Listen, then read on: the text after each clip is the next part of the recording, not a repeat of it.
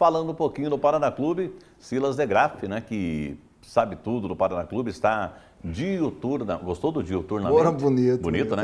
Diuturnamente na Vila Capanema e lá no CT. Como é que está esse tricolor, hein, Silas? Pois é, o tricolor ele continua se preparando durante essa semana para o jogo de sábado contra a equipe do Guarani às 11 horas lá no Brinco de Ouro. E o Paraná vai tentando ampliar esse retrospecto extremamente favorável de jogar fora de casa. Das 8 vitórias que o Paraná tem na Série B, 5 foram fora de casa. Então o Paraná tem se dado muito melhor jogando fora de casa do que dentro de casa. Nos treinamentos de ontem, a boa notícia foi o retorno do João Pedro. João Pedro, que foram apenas problemas de dores musculares que o tiraram naquele último jogo contra a equipe do Cuiabá. Já o Vitinho, esse sim é dúvida, porque ele sofreu um entorse e está entregue ao departamento médico.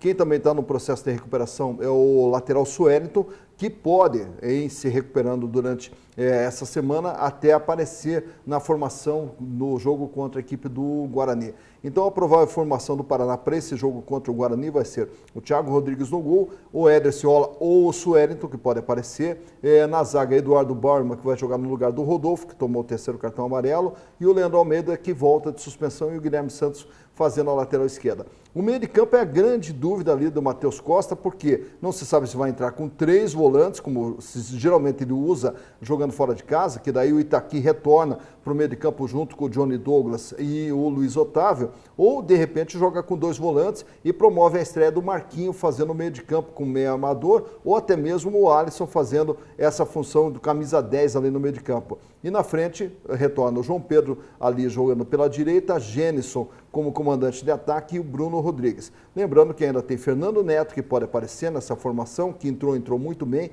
assim como o Pimentinha, que é um jogador de muita velocidade, um jogador que é muito bom no 1 contra 1, pode também aparecer nessa formação, e o Judivan, que também entrou muito bem. Então, opções tem, agora depende do que o Matheus Costa vai fazer com essas opções, e a gente só vai conhecer praticamente 1 hora antes do jogo. E fechando só esse boletim, já não é mais um boletim, é mais um comentário, né, que eu vou fazer. O Paraná, até o Jean vai concordar, você e todo mundo vai concordar. Sabe aquela pessoa assim, que tem uma oportunidade e fala assim, você está numa situação difícil, eu falo, tem aqui uma oportunidade, venha, você vai ganhar 27 milhões, venha. Daí eu não sei se vou. Venha, eu não sei se vou. E a Série B, ela está convidando o Paraná. Venha para o G4, venha para o acesso. E o Paraná, não sei se vou. É impressionante como o Paraná desperdiça a oportunidade de entrar no G4. Eu queria perguntar até para o Jean-Claude, que entende muito de futebol, inclusive, né, de jogador de futebol, né? O Paraná Clube fez ultimamente, nos últimos dias, 7 contratações, né? Tem algumas boas opções. A partir do momento, Jean, que entrarem esses jogadores, que o Matheus Costa puder utilizar todos esses jogadores, você acha que o Paraná tem condição de dar um pique, ir para cima e manter uma regularidade? Como é que é o nome do nosso livro lá, professor? Aquele livro que a gente leu, eu, professor, a gente lê um livro conjuntamente. Esqueça tudo que você sabe sobre futebol. Os números do jogo. Os números do jogo. Eu digo uma coisa para você. Olha a partida, eu fui para o jogo, sábado eu fui para o jogo, eu assisti com toda a boa vontade do mundo, o time do Paraná em campo, né? Assisti até com alto dirigente tricolor, né? E veja só, o Éder Ciola, né? O Éder Ciola, se tiver alguém dessas contratações que possa entrar no lugar dele, certo? Então é hora de fazer essa mudança. O Éder Ciola fez uma péssima partida, né? O Pimentinha, quando entrou, botou fogo no jogo. Fumaceiro. Fez uma fumaça, saiu. Houve até umas jogadas que ele foi para a linha de fundo, cruzou para trás.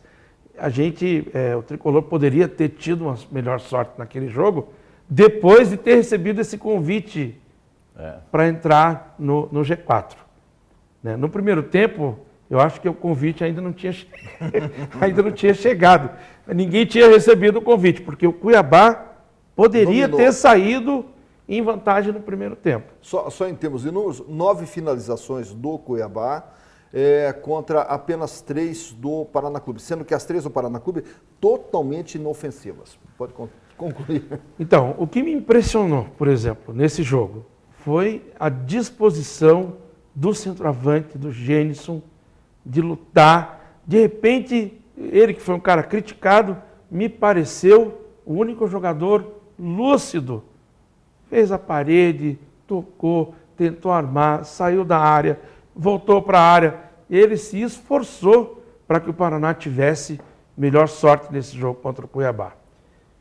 Então, a partir do momento que o Matheus tiver mais opções com esses 7 jogadores, até para colocar a pulga na orelha de quem está jogando, não tenha dúvida, Fumaça. Não pode ter vindo 7 cabeças de bagre. É verdade, Né? Tem que ter alguém que tenha qualidade para poder entrar nesse time e dar uma sacudida. E aceitar esse convite que o Silas está dizendo que o Paraná não quer aceitar, aceitar esse convite para ficar no G4. Foram 5 empates em casa, correto? 5. Não, são 3 vitórias jogando dentro de casa, 7 empates. 7 empates. Nossa, mãe. Muito 1 empate. ponto, 7 pontos poderiam ter sido 21. mais 14 pontos. Mais É só 14. somar. É. Na posição que o Paraná está Nossa. hoje na tabela, com mais 14 pontos, o Paraná Meu é a Deus do líder céu. da Série B. E só Né? uma curiosidade, Jean e Silas. Ontem eu falei aqui no programa, o último título da Seleção Brasileira Sub-20, sabe qual era a dupla de zaga de ataque da Seleção Brasileira? Gabriel Jesus e Judivan. O último título da Seleção Brasileira Sub-20 era Judivan e Gabriel Jesus, o ataque da Seleção Brasileira.